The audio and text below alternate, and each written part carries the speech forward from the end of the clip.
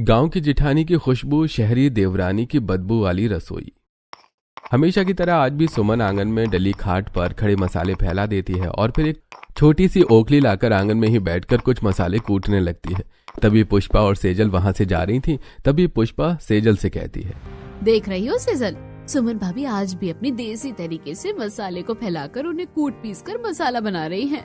पुष्पा, सुमन भाभी बहुत ही मेहनती है। रसोई में खाना बनाती है तो उसकी खुशबू पड़ोस तक फैलती है। वे दोनों बातें करते हुए वहां से चली जाती हैं। इधर सुमन मसाले एक डिब्बे में भर लेती है। तभी सुमन की सास वहां आती है और कहती है, सुमन बहू, अरे मसाले कुट पीस गए तो अब रसोई में जाकर सभी के लिए खाना बना ले, भूख लग रही है।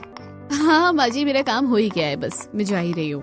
ऐसा कहकर सुमन रसोई में जाती है और रसोई को साफ देखकर वो मन में सोचती है, रसोई को तो मैं रात को ही साफ कर देती हूँ। अब बस मुझे जल्दी से नाश्ते में आलू के पराठे और गोभी की सब्जी, रोटी और रायता बनाना है।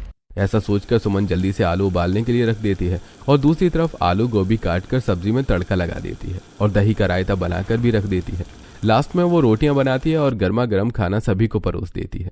सभी लोग खाना खाने लगते हैं। तब सुमन के ससुर कहते हैं, अरे बहू, सचमुच तुम खाना बहुत ही स्वादिष्ट बनाती हो। अरे जब से तुम आई हो तब से तो मेरा वेट ही बढ़ गया है। हाँ, बहुत अच्छे बने हैं। मुझे एक पराठा और दे दो और हाँ, थोड़ा रायता भी दे दो। अरे खाना क्यों नहीं अच्छा बनेगा? मेरी बहू देसी तरीके से मसाले को कूट पीस कर बनाती है, फिर उन मसाले को डालकर बहुत ही मन लगाकर खाना बनाती है।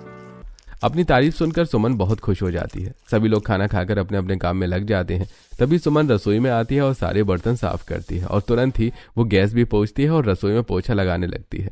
पड़ोसन शिल्पा मोहिनी के पास आती है और कहती है, मोहिनी चाची, हमारे घर चाय पत्ती खत्म हो गई है, थोड़ी सी चाय पत्ती चाहिए थी।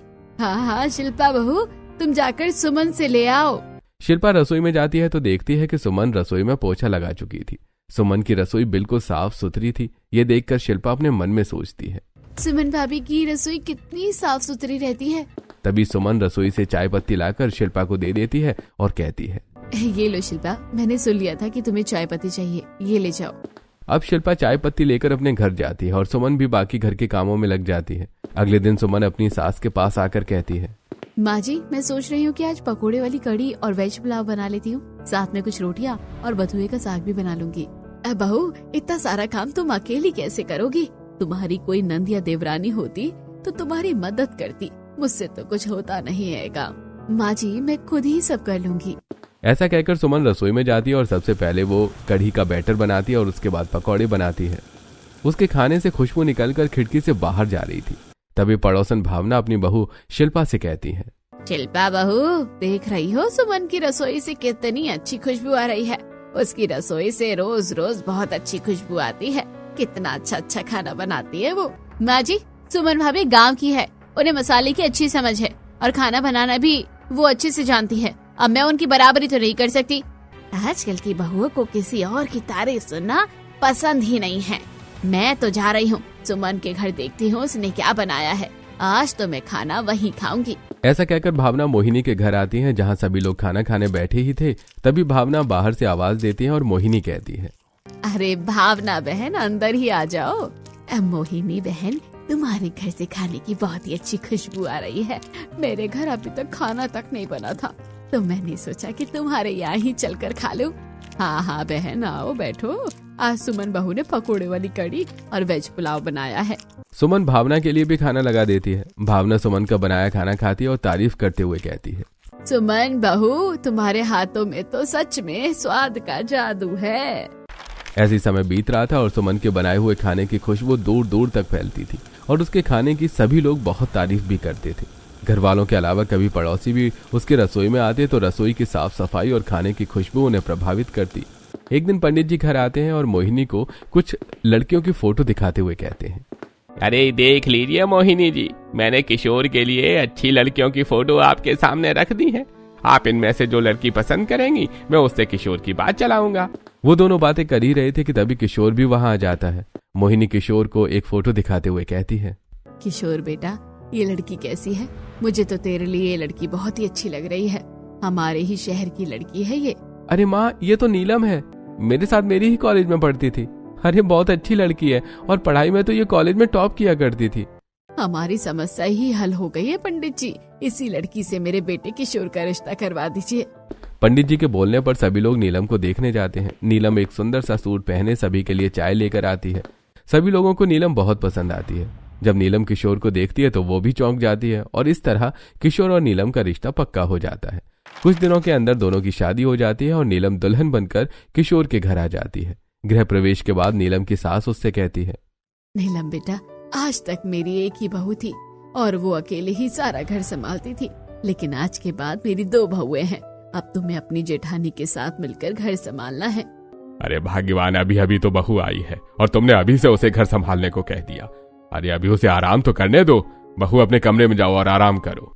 नीलम अपने कमरे में चली जाती है। उसके बाद किशोर से कहती है, किशोर, हम दोनों कॉलेज की फ्रेंड हैं। मैंने तो कभी सपने में भी नहीं सोचा था कि मेरी शादी तुमसे हो जाएगी।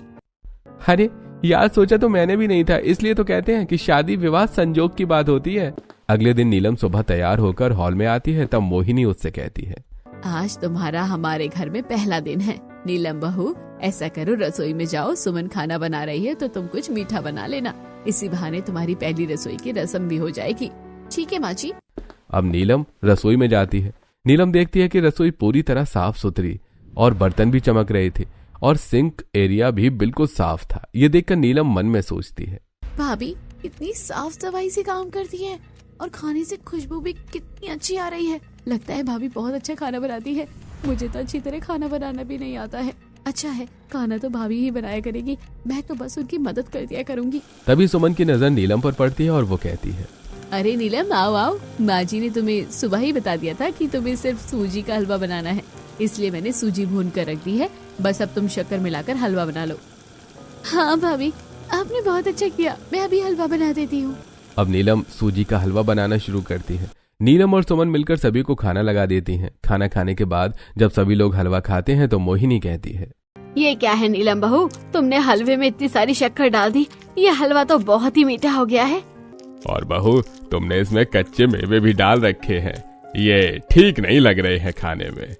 ये सब सुनकर नीलम को बुरा लगता है, लेकिन वो कुछ नहीं कहती। धीरे धीरे नीलम की शादी को 1 हफ्ता बीत चुका था, लेकिन नीलम लगातार लेट उठ रही थी और घर का कोई काम नहीं कर रही थी। सारा काम सुमन अकेले करती थी। आज मोहिनी रसोई में आती और सुमन से कहती है, अरे सुमन बहू, आज भी नीलम अब तक सोकर नहीं उठी है क्या? नहीं माँ जी, शायद वो रात को फिल्म देख रही थी, इसलिए लेट सोई है। वो लोग बातें कर ही रहे थे कि तभी किशन वहाँ आता है और कहता है, माँ, मेरे स्कूल का टाइम हो रहा है, जल्दी से मुझे तैयार कर दो ना, वरना कल की तरह आज भी मेरी बस छूट जाएगी। हाँ हाँ बेटा, बस 5 मिनट। इतने दिन बीत गए नीलम बहू की शादी को, लेकिन अभी भी उसे ये बात समझ नहीं आई कि उसे तुम्हारे साथ रसोई में मदद करवानी चाहिए, और इसी वजह से तुम किशन पर भी ध्यान नहीं दे पा रही हो। ठीक है, आज मैं तुम दोनों के काम को ही बांट देती हूँ। दोपहर के खाने के बाद मोहिनी अपनी दोनों बहू को अपने कमरे में बुलाती है और कहती है, नीलम बहू, मेरी 2 बहुएं हैं, इसलिए मैं चाहती हूँ कि दोनों मिलकर घर संभाले। सुमन बहू का छोटा बेटा है, तो कल से सुबह का नाश्ता तुम बना लिया करो और रात का खाना सुमन बहू बना लिया करेगी। ये सुनकर नीलम के होश उड़ जाते हैं। वो कहती है, माँ जी, इसकी क्या जरूरत है, मैं तो सुमन भाभी के साथ मदद करवा लेती हूँ। नहीं नीलम बहू, तुम्हें मदद नहीं करनी है, तुम्हें सुबह का पूरा नाश्ता बनाना है। मैं चाहती हूँ कि दोनों अपनी अपनी जिम्मेदारी बखूबी निभाए, इसलिए काम बांटना जरूरी था। अब नीलम हाँ कह देती है। अगले दिन नीलम सुबह अलार्म लगाती है और अपने आप से कहती है, हे भगवान, आज से मुझे ये सुबह का सारा नाश्ता खुद ही अकेले बनाना है। चल नीलम, तैयार हो जा, बनाना तो तुझे पड़ेगा ही, ये तेरा मायका नहीं बल्कि ससुराल है। ऐसा सोचकर नीलम तैयार होकर रसोई में पहुंचती है। वो देखती है कि रसोई में ब्रेड रखी हुई है। नीलम अपने मन में सोचती है, ऐसा करती हूँ कि इन ब्रेड से ब्रेड पकोड़े बना देती हूँ। यही सोचकर नीलम बेसन फेंटती है, फिर ब्रेड को बेसन में डुबाकर उसके पकौड़े बनाती है। लेकिन पकौड़े बनने के साथ साथ घर में एक अजीब सी गंध फैलने लगती है। तभी हॉल में बैठा रितेश मोहिनी से कहता है, अरे मोहिनी, आज ये रसोई से अजीब सी गंध क्यों आ रही है? सुमन बहू के खाना बनाते समय आज से पहले तो ऐसी गंध कभी नहीं आई। अजी, आज सुमन बहू नहीं बल्कि नीलम बहू खाना बना रही है। जहाँ एक तरफ मोहिनी और रितेश को रसोई से अजीब सी गंध आ रही थी, वहीं खिड़की और दरवाजे से यह गंध बाहर भी फैल रही थी। सेजल और पुष्पा मोहिनी के घर के सामने से गुजर रही थी। इस अजीब सी गंध को सूंघकर सेजल पुष्पा से कहती है, पुष्पा, आज सुमन भाभी की रसोई से कुछ अजीब सी गंध आ रही है। हाँ सेजल, लगता है आज भाभी खाना नहीं बना रही है बल्कि नई शहरी बहू खाना बना रही है। इधर नीलम ने नाश्ता बनाकर टेबल पर लगा दिया था। सभी लोग नाश्ता करने बैठे तब सिर्फ ब्रेड के पकौड़े देखकर मोहिनी कहती है, अरे नीलम बहू, ये क्या तुमने नाश्ते में आज सिर्फ ब्रेड के पकोड़े बनाए हैं? माँ जी, आज मेरा पहला दिन था तो मैंने यही बना लिया है। मैं कल से कुछ और चीजें भी बनाऊंगी। अब सभी लोग ब्रेड पकौड़े खाते हैं, लेकिन ब्रेड पकौड़े खाना शुरू करते ही उन्हें पता चलता है कि बेसन जला हुआ है और ब्रेड पकौड़े में नमक और मिर्च का पता ही नहीं चल रहा है। तभी अमर कहता है, माँ, ये बेसन तो काफी जल गया है और इसमें अजीब सी गंध आ रही है। मैं तो ये ब्रेड पकौड़ा नहीं खा पाऊंगा, आज मैं बाहर ही कुछ नाश्ता कर लूंगा। ऐसा कहकर अमर टेबल से उठकर चला जाता है। तब किशोर कहता है, भैया सही कह रहे हैं, इन ब्रेड पकौड़ों से जले हुए बेसन की बदबू आ रही है। मैं ये नाश्ता नहीं कर सकता, मैं बाहर से ही कुछ लेकर खा लूंगा। वैसे नीलम सुमन भाभी बहुत अच्छा खाना बनाती हैं, अगर तुम चाहो तो भाभी से भी खाना बनाना सीख सकती हो। चाचू, मुझे भी बाहर से कुछ पैक करवा कर दीजिए। अगर मैं ये ब्रेड को पकोड़े स्कूल लेके जाऊंगा ना तो मेरे दोस्त मेरा मजाक उड़ाएंगे। ठीक है किशन, चलो मैं तुम्हें रास्ते से कुछ पैक करवा दूंगा और स्कूल भी छोड़ दूंगा। किशोर और किशन भी वहां से चले जाते हैं। तब रितेश कहता है, अरे बड़ी बहू, तुम तो मेरे लिए चाय बना कर ला दो और साथ में कुछ बिस्किट और टोस्ट ले आना, मैं वही खा लूंगा। ठीक है पिताजी, मेरी एक फ्रेंड का फोन आने वाला था, मैं अपने कमरे में जाकर उससे बात कर लेती हूँ। बात रही नाश्ते की तो मैं ये अपने कमरे में ले जा रही हूँ। मुझे तो मेरे बनाए हुए ब्रेड पकोड़े ठीक लग रहे हैं तो मैं यही खा लूंगी। ऐसा कहकर नीलम अपने कमरे में चली जाती है और सुमन रसोई में जाती है तो देखती है कि रसोई बहुत गंदी पड़ी हुई है।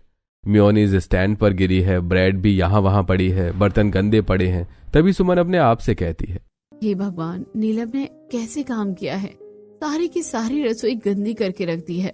अब इसकी सफाई करने में मुझे 1 घंटा लग जाएगा। खैर, पहले मैं पिताजी को चाय और बिस्किट तो दे दूं।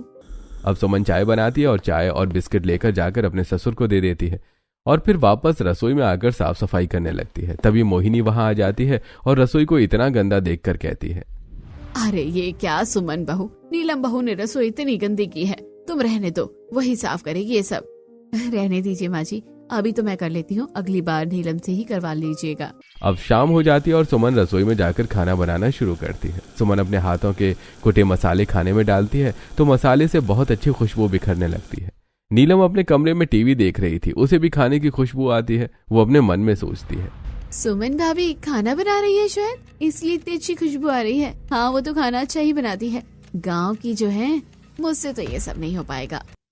सुमन खाना बनाकर सभी को लगा देती है। सभी लोग खाना खाते हैं, उनके साथ नीलम भी खाना खाने लगती है। तो किशोर कहता है, भाभी आज भी आपने खाना बहुत अच्छा बनाया है। अरे सुमन बहू तो खाना बहुत अच्छा ही बनाती है। सभी लोग सुमन के बनाए खाने की तारीफ करते हैं, जो नीलम को बिल्कुल भी अच्छा नहीं लगता। वो अपने मन में सोचती है, सभी लोग सुमन भाभी के ही बनाए खाने की तारीफ करते हैं। ऐसा करूंगी कि मैं आज ही बाजार जाकर कुछ एक्स्ट्रा मसाले, सॉस, मेयोनीज लेकर आऊंगी और सभी लोगों को बहुत अच्छा खाना बनाकर खिलाऊंगी, तब ये लोग मेरी ही तारीफ क्या करेंगे। सभी के खाना खाने के बाद नीलम किशोर से कहती है, सुनिए जी, मॉल तो अभी खुला होगा, मुझे मॉल जाना है ताकि मैं कुछ रेडीमेड मसाले और सॉस वगैरह ले आऊं, जिससे खाने में टेस्ट अच्छा है। अब नीलम किशोर के साथ मॉल जाती है और वहां से अलग अलग तरह की रेडीमेड सॉस, केचप, मेयोनीज और रेडीमेड मसाले ले आती है। अगले दिन सुबह नीलम रसोई में जाकर आलू टमाटर की सब्जी बनाती है। उसमें वो रेडीमेड मसाले डाल देती है और साथ ही वो रेडीमेड मसाले डालकर पनीर की भुर्जी भी बनाती है। वो काम करते समय रसोई काफी बिखरा कर रखती है। तभी वहां नीलम की सास आ जाती है और बिखरी रसोई को देखकर कहती है, अरे बहू, ये तुम कैसे काम कर रही हो? तुमने सारी की सारी रसोई को कितना गंदा कर रखा है। बहू, ऐसे काम नहीं होता है, तुम खाना बनाने के साथ साथ रसोई भी साफ कर लिया करो। जी माँ जी, मैं अभी कर देती हूँ। ऐसा कहकर मोहिनी बाहर आ जाती है। थोड़ी देर बाद रसोई से एक अजीब सी गंध आने लगती है। तभी पड़ोसन भावना उनके घर आती है। भावना डाइनिंग टेबल के पास खड़ी होती है, जहां से रसोई साफ साफ दिखाई दे रही थी। रसोई काफी गंदी और बिखरी हुई थी और रसोई से एक अजीब सी गंध भी आ रही थी। तब भावना कहती है, अरे मोहिनी, मैं तो तुझसे एक कटोरी सब्जी लेने आई थी, लेकिन तेरे घर की रसोई इतनी गंदी है और रसोई से तो कुछ अजीब सी गंध आ रही है। रहने दे, मुझे सब्जी नहीं चाहिए, मैं अपने घर की सब्जी खा लूंगी। ऐसा कहकर भावना चली जाती है। तब मोहिनी नीलम को डांटते हुए कहती है, देख बहू, रसोई की साफ सफाई कितनी जरूरी है। सुमन बहू को देखो, कितना साफ रखती है वो, और उसकी रसोई में कोई गंद भी नहीं आती है और खाना भी वो कितना स्वादिष्ट बनाती है। यह सुनकर नीलम मन ही मन गुस्सा होती है। ऐसी समय बीत रहा था। सुमन जब खाना बनाती तो रसोई को बहुत साफ सुथरा रखती है और वो अपने देसी मसाले डालती, जिसकी खुशबू दूर दूर तक बिखरती है। और उसका खाना भी बहुत स्वादिष्ट बनता है। लेकिन जब नीलम खाना बनाती तो रसोई बहुत गंदी कर देती। रेडीमेड मसाले डालने की वजह से खाना भी अच्छा नहीं बनता।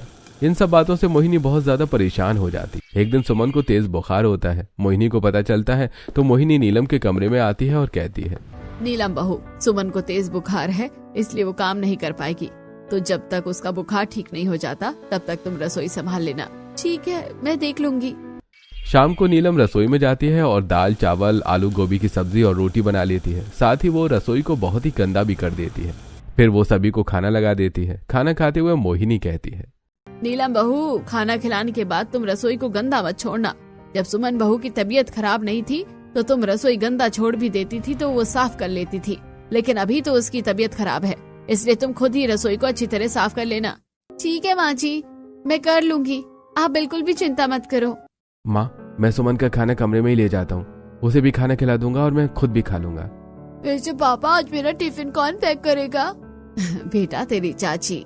अमर खाना लेकर अपने कमरे में चला जाता है तो वहीं नीलम रसोई में जाती है और किशन का टिफिन पैक करके उसे लाकर देती है।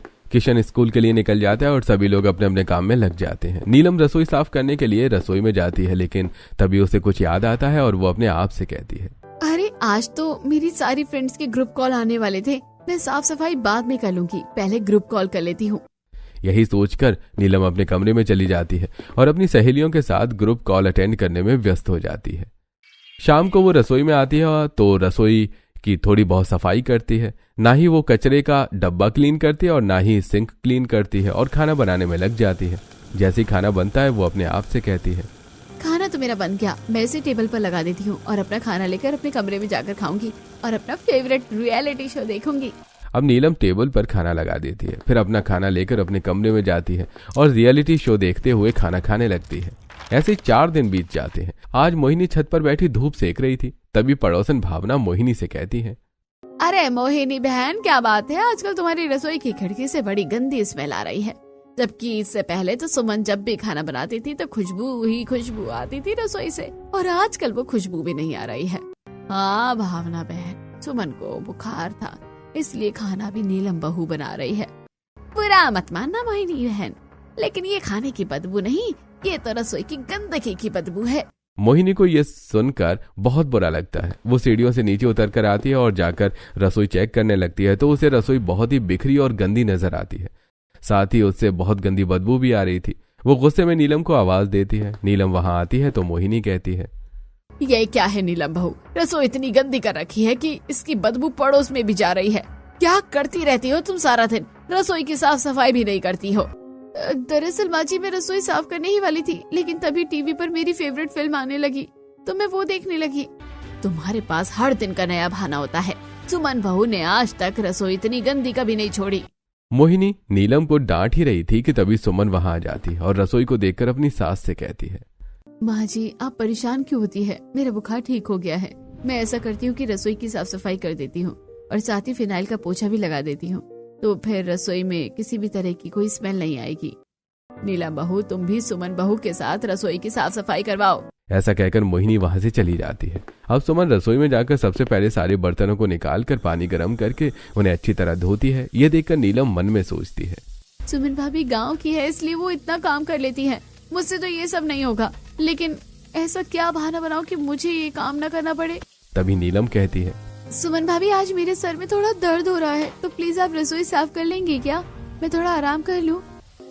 ठीक है नीलम, तुम जाओ, मैं कर लूंगी। अब नीलम अपने कमरे में चली जाती है। उसे अपने कमरे में जाते हुए मोहिनी देख लेती है। मोहिनी समझ जाती है कि नीलम बहाना करके अपने कमरे में चली गई। अब मोहिनी अपने मन में सोचती है, नीलम बहू को सबक सिखाने के लिए कुछ न कुछ तो करना ही पड़ेगा, वरना ये अपनी आदतों से बाज नहीं आएगी। यही सोचकर मोहिनी नीलम की माँ को फोन लगाती है और कहती है, कैसी हो सविता बहन जी आप? हाँ बहन जी, मैं तो अच्छी हूँ, आप बताइए कैसे फोन लगाया? सविता बहन जी, जब से शादी हुई है आप एक भी बार घर नहीं आए। मैंने तो आप लोगों को निमंत्रण देने के लिए फोन लगाया था कि आप लोग हमारे घर आइए, साथ बैठकर बातें करेंगे और खाना भी खाएंगे। ठीक है बहन जी, हम कल ही आते हैं। मोहिनी अपनी दोनों बहू को बुलाकर कहती है, नीलम, कल तुम्हारे मायके वाले आने वाले हैं, तो उनके लिए खाना बना लेना। मैंने उन्हें कह दिया है कि वो हमारे साथ ही खाना खाएंगे। ठीक है माँ जी, मैं खाना बना लूंगी। अगले दिन शाम को नीलम रसोई में जाती है और वेज पुलाव बनाने के लिए सारी सब्जियां काट लेती है। फिर वो वेज पुलाव में तड़का लगाती है और रेडीमेड मसाले डालकर उसे पकने के लिए रख देती है। फिर अपने आप से कहती है, मेरे घर वाले आ रहे हैं तो ऐसा करती हूँ कि शावर ले लेती हूँ और सुंदर कपड़े पहनकर हल्का मेकअप कर लेती हूँ और तैयार हो जाती हूँ, वरना मेरी भाभी क्या सोचेगी कि मेरी नई शादी हुई है और मैं तैयार होकर भी नहीं रहती। यही सोचकर नीलम वेज पुलाव को गैस पर चढ़ा छोड़कर अपने कमरे में चली जाती है। थोड़ी देर बाद सुमन पोछा लगा रही थी, तभी उसे किचन से कुछ जलने की बदबू आती है। सुमन दौड़कर रसोई में आती है तो देखती है कि वेज पुलाव पूरा जल गया था।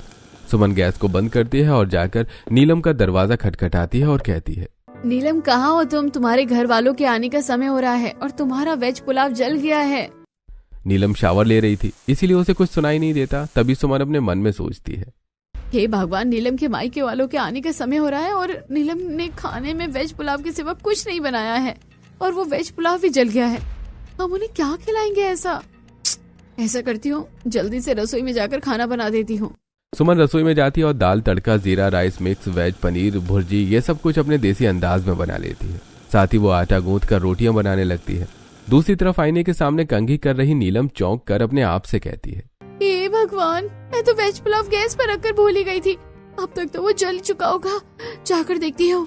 नीलम दौड़कर रसोई में आती है तो देखती है सुमन खाना बना रही है और दूसरी तरफ उसके मायके वाले भी आ जाते हैं। नीलम घबरा जाती है। तब सुमन कहती है, नीलम तुम चिंता मत करो और अपने मायके वालों से मिल लो, खाना मैं देख लूंगी। अब नीलम बाहर हॉल में आती है और अपनी माँ और भाभी को गले लगाती है। माँ, भाभी, मुझे आप दोनों की बहुत याद आ रही थी। भैया और पापा साथ ही आए। नीलम, दरअसल आज उन दोनों को ऑफिस में कोई जरूरी काम था, इसलिए वो फिर कभी आएंगे। हाँ, बैठिए बहन जी और बताइए कैसी हैं आप? मोहिनी नीलम की माँ और भाभी से बातें करती है। तभी करुणा कहती है, अरे नीलम, तुम्हारी रसोई से तो बहुत अच्छे मसालों की खुशबू आ रही है। लगता है तुम्हारी जेठानी खाना बना रही है। हाँ भाभी, मैंने सुना है कि तुम्हारी जेठानी बहुत अच्छा खाना बनाती है। तुम मुझे भी रसोई में ले चलो, मैं भी उनसे पूछूंगी कि वो ऐसा क्या डालती है अपने खाने में कि खाने से इतनी अच्छी खुशबू आ रही है। ठीक है भाभी, आप चलिए मेरे साथ। अब नीलम करुणा को लेकर रसोई में जाती है। करुणा देखती है कि सुमन रसोई में काम कर रही है और उसने रसोई को काफी साफ सुथरा रखा है। तभी सुमन करुणा को देखकर कहती है, आइए, कैसी हैं आप? मैं तो अच्छी हूँ, आप खाना बना रही हो तो आपके खाने से बहुत अच्छी खुशबू आ रही थी। मैं तो इसलिए रसोई में आई हूँ कि मैं आपसे कुछ पूछ सकूँ कि आप खाने में कौन से मसाले डालते हो? कुछ खास नहीं, बस मैं तो अपने हाथों के कुटे पीसे मसाले पर ही विश्वास करती हूँ और खाने में वही डालती हूँ। ऐसे ही करुणा और सुमन आपस में बातें कर रही थी। तभी खाना तैयार हो जाता है। सुमन और नीलम मिलकर सभी के लिए खाना लगा देती हैं। सभी लोग खाना खाते हैं और खाने की बहुत तारीफ करते हैं। तभी सविता कहती है, नीलम बेटा, तुम्हारी जेठानी सच में बहुत ही अच्छा खाना बनाती है। तुम्हें तो अपनी जेठानी से खाना बनाना सीखना चाहिए। हाँ माँ, मैं जरूर सीखूंगी। खाना खाने के बाद सविता और करुणा दोनों जाने लगते हैं। तभी जाते जाते करुणा सुमन से कहती है, अब भाभी, आपके हाथों के खाने में तो सच में स्वाद का जादू है। आप मुझे व्हाट्सएप पर अपने मसाले की रेसिपी भेजना, मैं भी अपने हाथों से ही मसाले कूटकर पीसकर खाना बनाऊंगी। हो सकता है कि मैं भी आपकी तरह खाना बना पाऊँ। जी आप चिंता मत कीजिए, मैं आपको सब कुछ व्हाट्सएप कर दूंगी। अब नीलम के मायके वाले चले जाते हैं। उसके बाद नीलम सुमन से कहती है, सुमन भाभी, आज तो आपने मेरे मायके वालों के सामने मेरी इज्जत रख ली। अगर आपने खाना नहीं बनाया होता तो मेरे मायके वालों को भूखे ही जाना पड़ता। ऐसी कोई बात नहीं है नीलम, तुम्हारे मायके वाले भी तो मेरे मायके वालों जैसे ही हैं। भाभी, मैं हमेशा आपको गांव की गंवार और खुद को शहर की मॉडर्न समझती रही, लेकिन आज पता चला कि खाना बनाने के मसाले में और रसोई के काम के मामले में मैं तो गंवार हूँ। इसलिए आज के बाद आप मुझे रसोई की साफ सफाई और खाना बनाना सिखा देना। खास तौर से आप अपने मसाले बनाने का तरीका भी बताना। तुम मेरी छोटी बहन जैसी हो, मैं तुम्हें सब सिखा दूंगी। दोनों बहुओं की बातें सुनकर मोहिनी के साथ साथ घर के बाकी लोग भी बहुत खुश हो जाते हैं। अगले दिन से नीलम सुमन से खाना बनाना भी सीखती है और रसोई की साफ सफाई भी सीखती है। इस तरह दोनों देवरानी जेठानी मिलकर रहने लगती हैं और मोहिनी अपनी दोनों बहुओं के साथ बहुत खुश रहने लगती है।